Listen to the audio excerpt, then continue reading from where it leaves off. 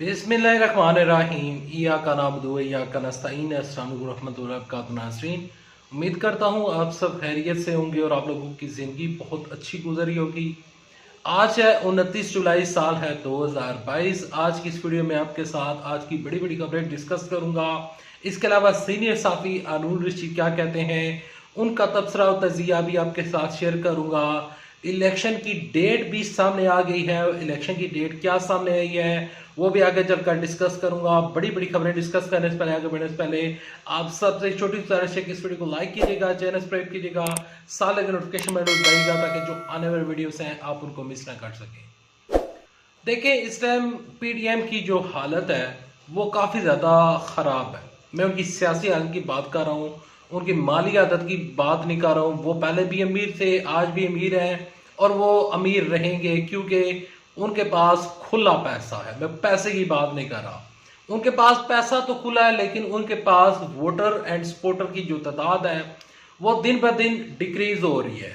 इसी वजह से मरियम नवाज शरीफ साहबा के चेहरे के ऊपर फ्रस्ट्रेशन नजर आ रही है।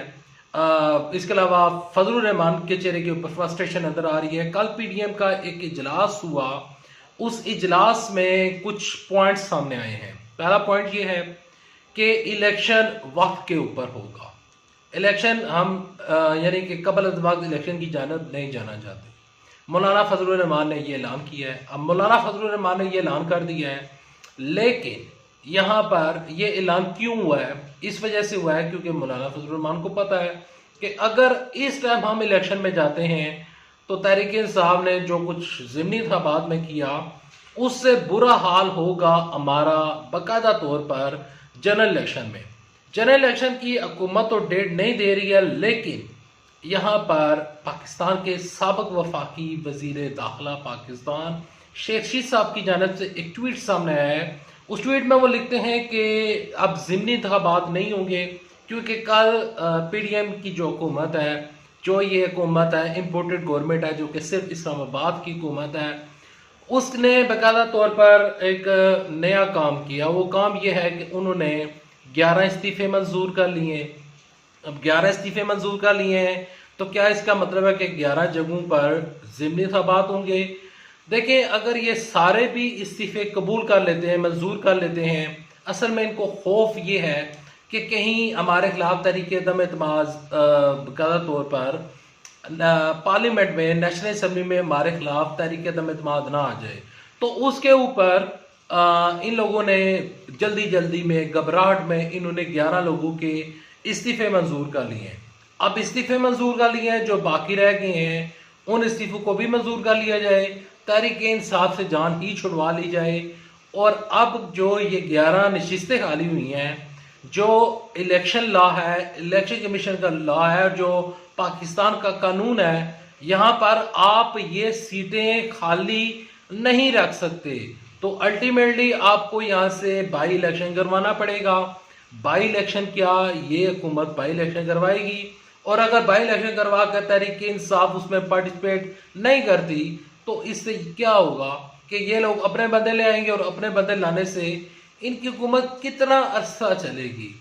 देखिए, पंजाब इस टाइम जो है, पंजाब इमरान खान साहब के पास है और इमरान खान साहब जो है यहाँ पर जो चाहते हैं वो कर सकते हैं क्योंकि पंजाब अब उनके पास है और इमरान खान साहब से अब पंजाब कोई नहीं छीन सकता।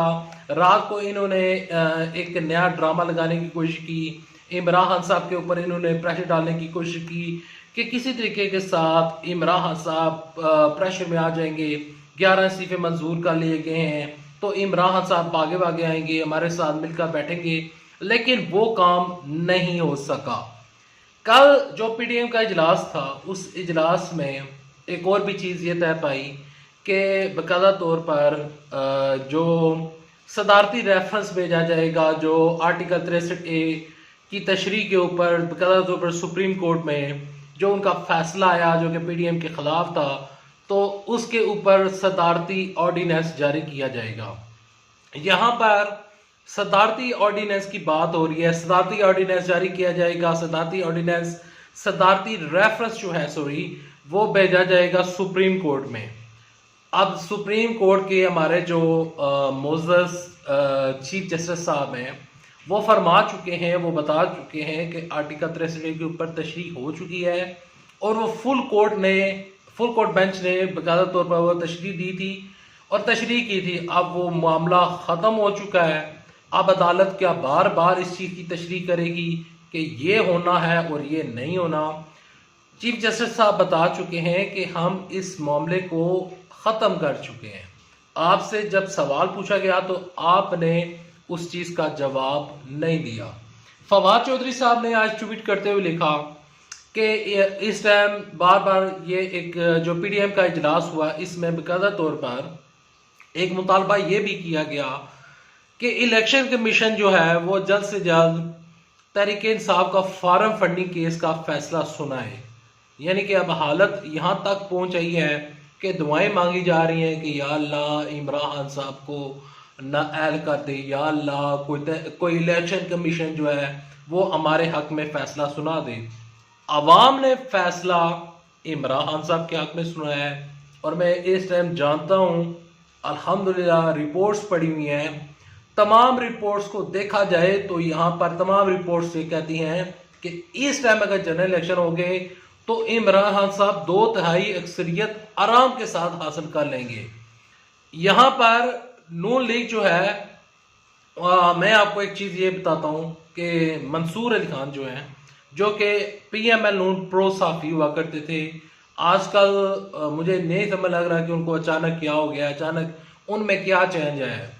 मंसूर अली खान साहब फरमाते हैं कि नून लीग का पहले इंतखाबी निशान शेर हुआ करता था, तो इन्होंने शेर को बिल्ली बना दिया है, तो लिहाजा ये करें कि नेक्स्ट टाइम बिल्ली के इंतखाब में इंतखाबी निशान के ऊपर इलेक्शन लड़े, इलेक्शन कमीशन को जाकर दरख्वास्त दें कि हमारा इंतखाबी निशान बिल्ली बना दिया जाए।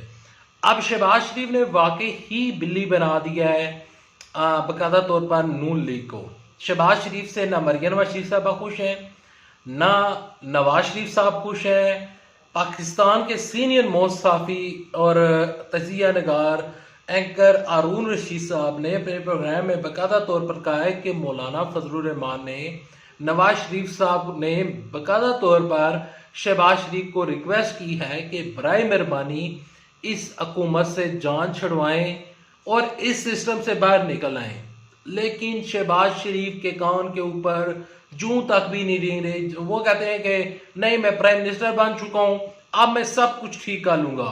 लास्ट इनकी तकरीर निकाले तो उसमें वो ये फरमाते हैं कि मैं वही शहबाज शरीफ हूं जिसने लैपटॉप दिए थे, मैं वही शहबाज शरीफ हूं जिसने मेट्रो बनाई थी, मैं वही शहबाज शरीफ हूं जिसने पाकिस्तान में बड़े बड़े प्रोजेक्ट्स लगाए थे, मेट्रोज बनाई थी, मैं वही शहबाज शरीफ हूं।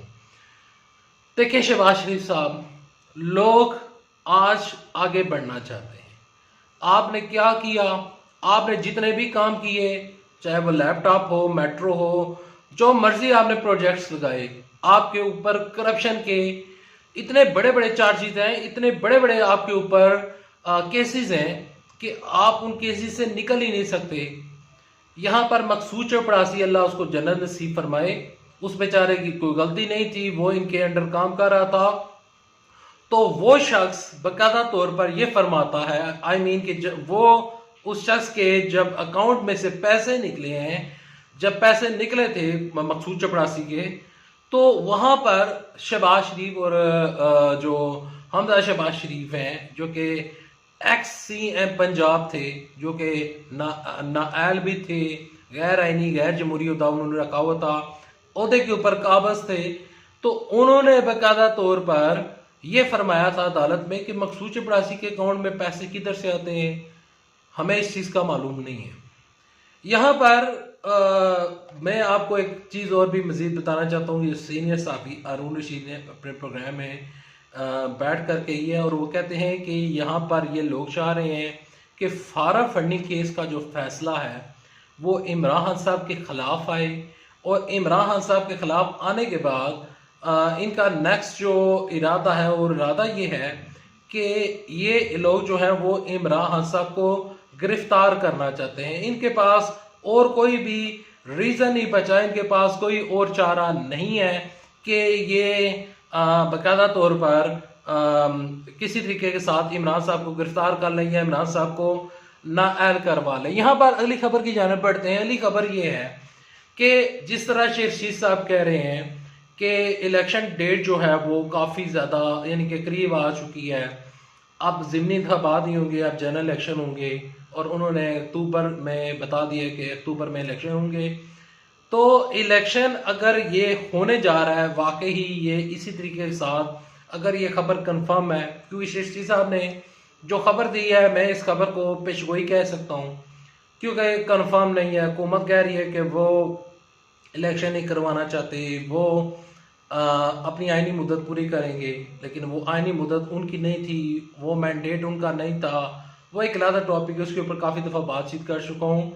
अगर ये कुछ वाकई ही होने जा रहा है, अगर इलेक्शन होने जा रहे हैं, तो चौधरी निसार अली खान बहुत जल्द अपने सियासी मुस्तकबिल का फैसला भी कर लेंगे, क्योंकि उन्होंने लास्ट टाइम जब उन्होंने जलसे में खड़े होकर, जो कि उनका इलाका है चक्री में, तो वहाँ पर उन्होंने खड़े होकर फरमाया था कि मैं जब इलेक्शन यानी कि पास आएंगे तो उस टाइम में अपना जो मैंने रोज़ा रखा हुआ है, जो सियासत का मैंने रोज़ा रखा हुआ है, चुप का रोज़ा रखा हुआ है, तो वो मैं बहुत ज़्यादा तोड़ूंगा और फिर मैं अपने सियासी मुस्तकबिल को के बारे में सोचूंगा। यहाँ पर हो सकता है कि वो PML नून की जानब PML नून से दोबारा कांटेक्ट करने की कोशिश करें।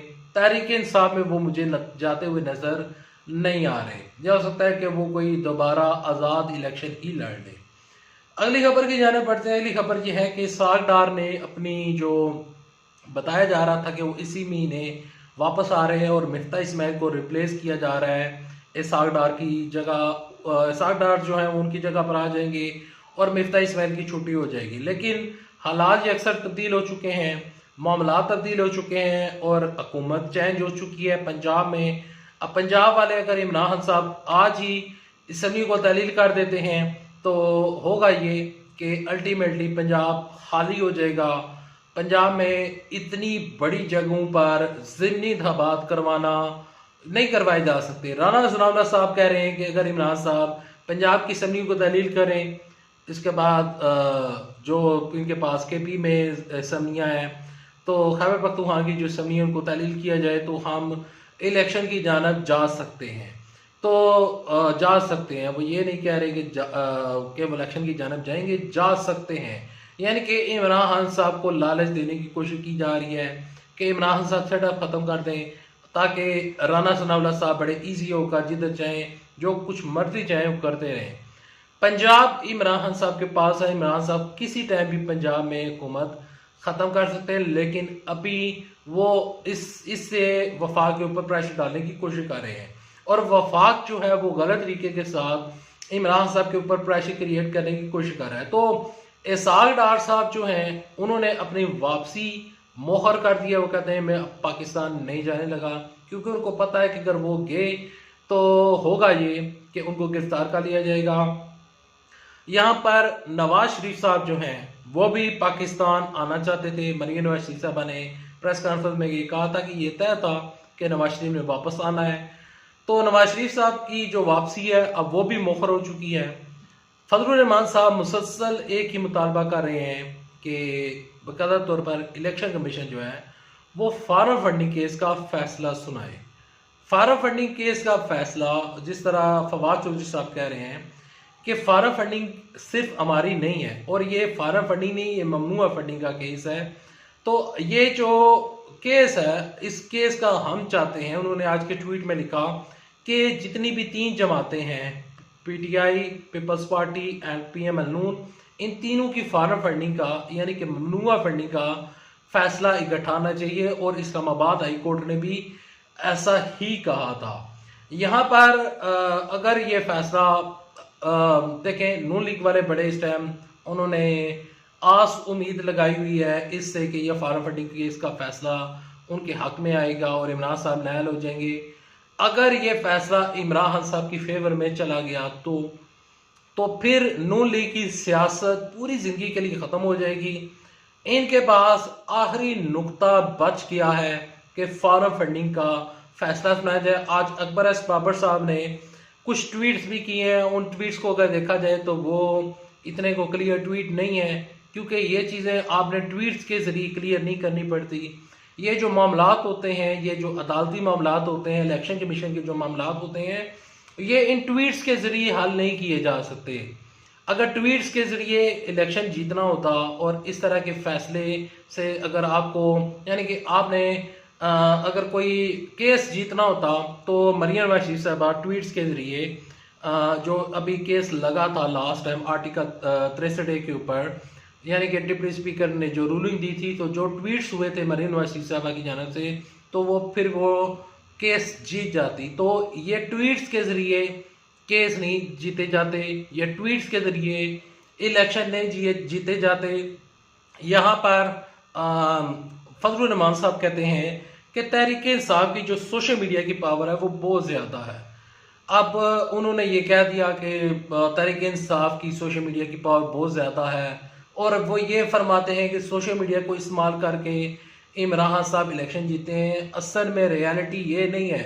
सोशल मीडिया का, मैं यहाँ पर सोशल मीडिया को डिवैल्यू नहीं कर रहा, मैं सोशल मीडिया को क्रिटिसाइज नहीं कर रहा, मैं किसी भी सोशल मीडिया के एक्टिविस्ट को यहाँ पर क्रिटिसाइज नहीं कर रहा, लेकिन एक मेयार होता है। इमरान खान साहब जब 2018 का इलेक्शन जीते थे, तो मैं जानता हूँ कि पाकिस्तान में बहुत बड़ी तादाद जो कि अब सोशल मीडिया के ऊपर आई है, वो इमरान खान साहब जब वज़ीर आज़म बने थे तो उसके बाद आई थी।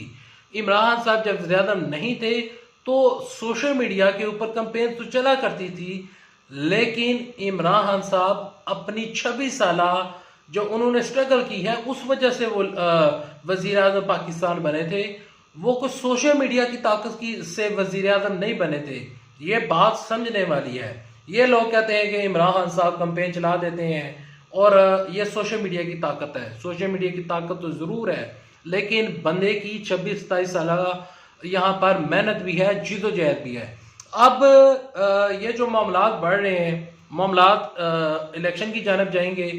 इलेक्शन होना है और हर सूरत में होना है। इलेक्शन के अलावा कोई चारा नहीं है, और इलेक्शन ही फाइनल सोल्यूशन है। ये जो इस टाइम सारी प्रॉब्लम चल रही है। अभी तक इतना, नेक्स्ट वीडियो तक लेते इजाजत। अल्लाह हाफिज़। पाकिस्तान जिंदाबाद। पाकिस्तान जिंदाबाद।